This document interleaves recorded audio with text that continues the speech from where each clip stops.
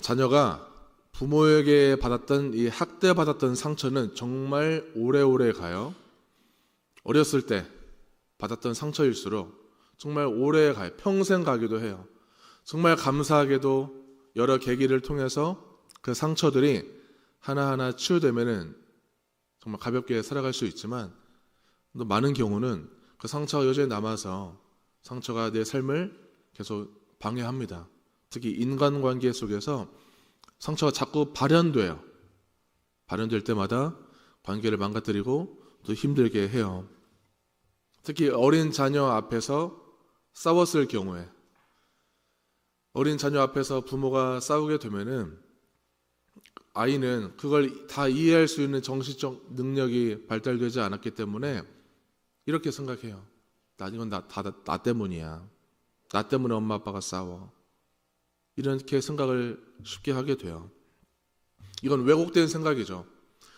그렇기 때문에 자녀 앞에서 부모가 자주 싸우면은 아이는 왜곡성이 많이 생겨요.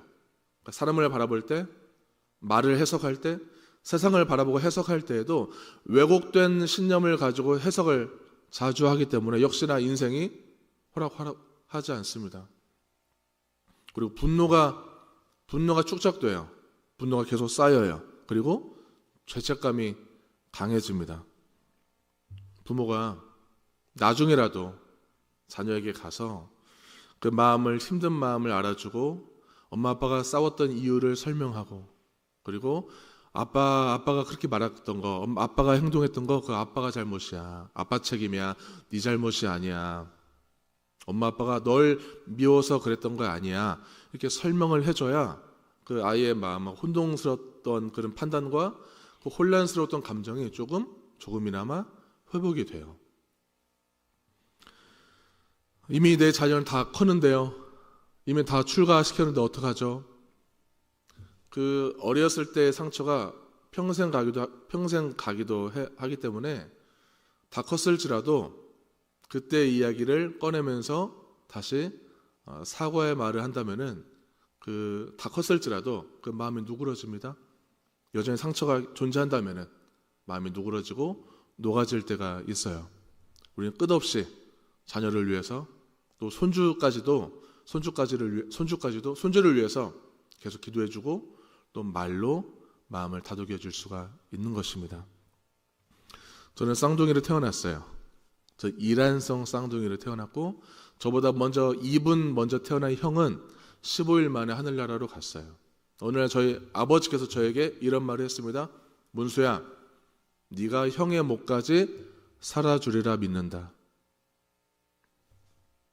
저는 그 말이 이해가 안 갔어요. 나는 난데 내가 왜 그 목까지 짊어져야 하지? 그 말에 대한 어떤 부모님의 통역도 들어본 적이 없어요. 오늘 본문에 보니까 대조되는 부분이 나와요. 칼로 찌름같이 함부로 말하는 것과 지혜로운 자의 혀. 이건 참 대조되는 모습이에요. 함부로 말하는 것은 생각 없이 충동적으로 말하는 거예요. 상대에게 어떤 치명적인 그 손상을 입힐지를 고려하지 않고 내뱉어 버리는 거죠. 그런 말들을 가끔 하더라도, 자주 하더라도 참 관계를 어렵게 만들어요. 저도 자주 넘어지는 부분이에요. 지혜로운 자의 혀는 양약과 같다고 했어요. 양약이라는 것은 치료와 회복의 의미가 있고 중재의 의미가 있어요. 중재는 서로 화해시키는 거예요. 그 말과 나와의 화해, 그 사람과 나와의 화해, 내가 받았던 그 상처와 나와의 화해를 이끄는 거죠. 그러니까 지혜로운 말은, 양약과 같은 말은 상처를 없던 일로 만드는 것이 아니라 상처와 잘 화해할 수 있도록, 관계 속에서 화해할 수 있도록 상처를 잘 다룰 수 있게 만들어주는 말이에요. 마법과 같은 말이죠. 즉 상대가 나에게 했던 말의 의미를 다시 번역하는 작업이라고 할 수 있을 것 같아요. 말을 너무 자주 함부로 하는 분들 우리 주변에 덜어 있죠. 그런 분들의 말은, 그분이 하는 말 때문에 주변 사람들 참 힘들어요. 그런 말은 정말 칼로 찌르는 것처럼 아프기도 합니다. 이 비폭력 대화를 개발한 어떤 박사님이 이렇게 말했어요. 인간의 모든 말은 부탁 아니면 감사다. 인간의 모든 말은 부탁 아니면 감사래요. 딸이 열심히 번 돈으로 엄마에게 명품백을 사다 줬어요. 엄마가 반응해요. 어이구 이년아, 네가 무슨 돈이 있다고 이렇게 돈을 뻥뻥 쓰냐, 이렇게 말했어요. 혼났어요. 명품백을 사줬는데 혼났어요. 근데 이 말을 부탁이나 감사로 바꿀 수 있다면 뭘로 바꿀 수 있을까요? 자, 부탁으로 바꿔본다면은, 딸, 엄마 이거 없어도 돼. 네가 진짜 필요할 때 너를 위해 썼으면 좋겠다. 부탁으로 바꿀 수가 있겠죠. 감사로도 바꿀 수 있을 것 같아요. 감사. 뭘까요? 딸, 고맙다. 잘 들고 다닐게. 감사로 바꿀 수도 있을 것 같아요. 또 이런 경우도 있어요. 아빠가 나에게 해준 게 뭐가 있어요? 아빠 맨날 바빴잖아요. 이건 부탁이나 감사. 뭘로 바꿀 수 있을까요? 감사는 아닌 것 같아요. 부탁으로 바꿔본다면은, 아빠 저에게 시간 좀 내주세요. 아빠랑 하고 싶은 게 참 많아요. 이런 부탁으로 바꿀 수가 있을 것 같아요. 혹시 성도님들께서 나는 자주 상대방의 말이 좀 불편하게 들리고 말을 자주 꼬아서 듣는 게 좀 습관이 되어 있다면은 부탁이나 감사로 번역해 보시기를 바랍니다. 모든 말을 부탁이나 감사로 번역할 만큼 그런 정도의 실력은 아니지만, 우리가 수시로 어떤 말이 불편하게 들린다면은 부탁 아니면 감사로 한번 돌려보시기를 바랍니다. 제가 아버지의 그 말을, 그 형의 목까지 살으라고? 이 말을 한번 나중에서야 해석을 다시 해봤어요. 아, 그래.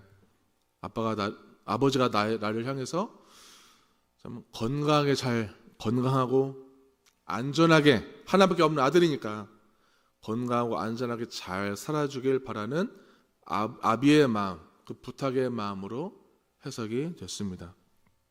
다윗은 저주의 말을 하나님의 언어로 번역했던 사람이에요. 다윗의 아들 압살롬이 쿠데타를 일으켜서 다윗의 그 아버지 다윗의 신하들 모조리 다 빼앗아 버리고 왕의 자리를 차지해 버렸어요. 다윗은 도망자가 됐고 실패자가 되었습니다. 패배자가 되었어요. 네, 사울 집안 출신의 시므이라는 사람이 있어요. 그 도망 다니는 다윗에게 찾아가서 우리 사울 가문이 망한 이유는 다 너 때문이야. 모든 원인 제공을 그 다윗 왕조가 했다는 것을 한 것으로 아예 확정짓고 저주를 해버려요. 사울 족속의 모든 피를 네 손으로 흘렸기 때문에 네가 지금 도망자 신세가 된 것은, 네가 패배자가 된 것은 당연한 이치야. 당연히 하나님께 받아야 될 재앙이고 심판이야. 이거는 이런 저주를 했습니다. 다윗 옆에 있던 아비새는 다윗의 신하이면서 조카예요. 아비새가 대신 분노해요. 저놈이 저런 저주를 하는데 듣고만 계실 거예요? 제가 가서 머리를 잘라올까요? 하지도 않은 일을 누가 확신을 가지고 이렇게 얘기하면은 당연히 원통하고 억울하죠. 다윗은 사울 집안이 이 몰락하는데 일조하지 않았어요. 시므이의 판단 틀렸어요. 시므이는 계속 이런 틀린 신념을 가지고 다윗을 바라봤고 모든 이 정세를 파악하고 살아온 거예요. 그러면서 동시에 악의적인 마음을 가지고 정치적 원한이 있어서 거기로부터 저주가 나온 거예요. 거기에다가 다윗이 대답을 하죠. 사무엘하 16장에 보면은 세 번역을 한번 보도록 하겠습니다. 왕은 대답하였다. 수르의 아들아. 여기는 수르의 아들은 아비새예요. 나의 일에 너희가 왜 나서느냐? 주께서 그에게 다윗을 저주하라고 분부하셔서 그가 저주하는 것이라면 그가 나를 저주한다고 누가 그를 나무랄 수 있겠느냐? 11절. 그런 다음에 다윗이 아비새와 자기의 모든 신하에게 말하였다. 생각하여 보시오. 나의 몸에서 태어난 자식도 나의 목숨을 노리고 있는데 이러한 때에 하물며 저 베냐민 사람이야 더 말해 무엇하겠소. 주께서 그에게 그렇게 하라고 시키신 것이니 그가 저주하게 내버려 두시오. 아멘. 다윗이 생각을 했어요. 자기 아들 압살롬의 반역부터 지금까지 벌어지는 모든 일들, 모든 사건들, 상황들을 보니까 이건 우연이 아니겠다. 누가 날 욕했는지 이건 중요한 게 아니에요. 그 말의 내용이 중요한 게 아니었어요. 그 속에 담긴, 그 말 속에 담긴 혹은 그 상황과 사건들이 벌어지고 있는 그 모든 상황 속에 담긴 하나님의 경고를 추출해냅니다. 혹시 내가 과거에 용서받지 못할 죄로 인해서 하나님이 나를 더 낮추시기 위해 사용하시는 건 아닐까? 그러니까 사실 여부와 상관없이 그 시므의 틀린 저주를 가지고 자기 성찰의 재료로 번역하는 거예요. 우리 성도님들께 내뱉는 상처의 말들 많이 있지만 상처의 말이 항상 옳은 건 아니에요. 그러나 하나님은 그 말마저도 나를 빚어내는 도구로 사용하실 때가 있다는 거예요. 사무엘상 1장에 나오는 한나라는 사람은 불임이었어요. 불임은 그 당시에 사회적 저주였고 신앙적 수치였어요. 한나는 매일 울었죠. 어느 날 성소에 가서 울면서 기도하고 있었어요. 근데 그날은 속으로 기도했기 때문에 입만 중얼중얼 했던 것 같아요. 근데 그 모습을 본 엘리 제사장이 그 모습을 보고 좀 안 좋게 봤던 것 같아요. 너는 언제까지 취해 있을 거냐? 술 좀 끊어라. 이 말을 한 거예요. 제사장이 한 성도를 향해서 울면서 기도하고 있는 성도를 향해서 술 좀 끊으라고 얘기했어요. 마치 성소를 더럽히고 있는 여자로 간주해버린 거예요. 저는 이 본문을 묵상하면서 좀 시겁했어요. 지금 같은 상황이라면은 그냥 교회를 떠나버릴 상처죠. 근데 한나는 분노하지 않습니다. 제사장님, 저는 마음이 너무 괴로운 여자입니다. 술을 마신 게 아니라 여호와 앞에 제 마음을 지금 쏟아놓고 있을 뿐입니다. 이렇게 얘기했어요. 이 순간 엘리는 깨닫죠. 내가 잘못 판단했구나. 엘리는 자기 잘못을 인정했어요. 그리고 상대방 입장이 되어보고 입장을 서보고 이해하고 공감하면서 그 의미를 새롭게 다시 구성했습니다. 새롭게 알아차린 거죠. 그 한나의 마음을 다시 알아차린 거예요. 그러면은 생각과 언어가 바뀌게 돼요. 이스라엘의 하나님이 너의 기도를 허락하시기를 원하노라. 잘못을 인정했고 다시 복을 빌어주는 것은 그것은 엘리 제사장의 사랑에서 나온 헌신이라고 볼 수 있어요. 한나는 내가 오해받았지만 그 말에 휘둘리지 않고 여전히 제사장으로 대했기 때문에 제사장의 축복을 받고 근심과 슬픔이 해소되는 그런 은혜가 있습니다.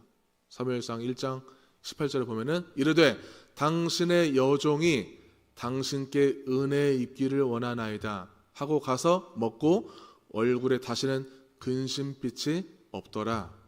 아멘. 내 생각에 갇혀서 내가 오해했을지라도 상대에게 진심으로 사과하면서 관계를 회복해 나아가는 그런 관계 삶이 되시기를 소망합니다. 예수님께서는 관계를 정말 중요하게 여기는 분이시죠.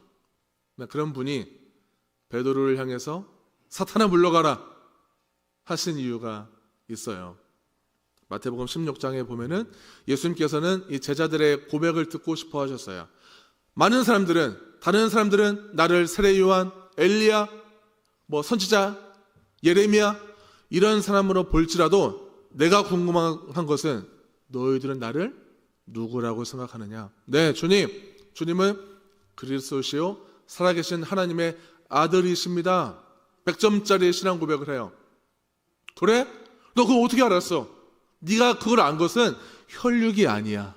여기서 말하는 혈육은 인간적인 판단, 학습 이런 것에서 나온 것이 아니라 하늘 아버지의 계시에서 온 것인데 네가 그걸 아는구나. 너무 기뻐했어요. 그러면서 온갖 복을 베드로에게 부어주셨습니다. 그 후 예수님께서 처음으로 나는 이제 곧 장로들과 대제사장들과 율법학자들에게 잡히고 죽임을 당하고 고난을 받을 것이다. 처음으로 밝히셨어요. 그때 베드로가 나서죠. 주님, 절대 그럴 수 없습니다. 그런 일은 절대 생기지 않을 것입니다. 제가 막아드릴게요. 자, 이런 태도는, 베드로의 태도는 표면적으로는 충성스럽고 사랑이라고 볼 수 있어요. 사랑이 없진 않을 거예요. 저는 믿어요. 베드로가 예수님을 사랑했다고 믿어요. 사랑에서 나온 것이긴 하지만 여기에 깊은 심중에는요, 고난 없는 메시아가 되어달라는 거예요. 고난이 없이 성공하는 지도자, 권력을 사로잡고 독립시킬 그 영웅, 멋진 영웅, 다시는 배고프지 않고 부자로 만들어줄 구세주가 되어달라는 거예요. 그 베드로가 예수님을 몇 번 부인했죠? 3번 배신 때렸어요. 나를 배신했는데 예수님께서 다시 베드로와 관계를 맺고 싶을까요? 3번이나 배신했는데 예수님께서는 죽으시고 부활하셔서 베드로를 찾아가세요. 관계를 맺고 싶어 하세요. 예수님은 베드로를 미워한 게 아니었어요. 베드로의 그 사탄적인 생각, 그 논리, 사탄적인 논리를 꼬집고 싶으신 거죠.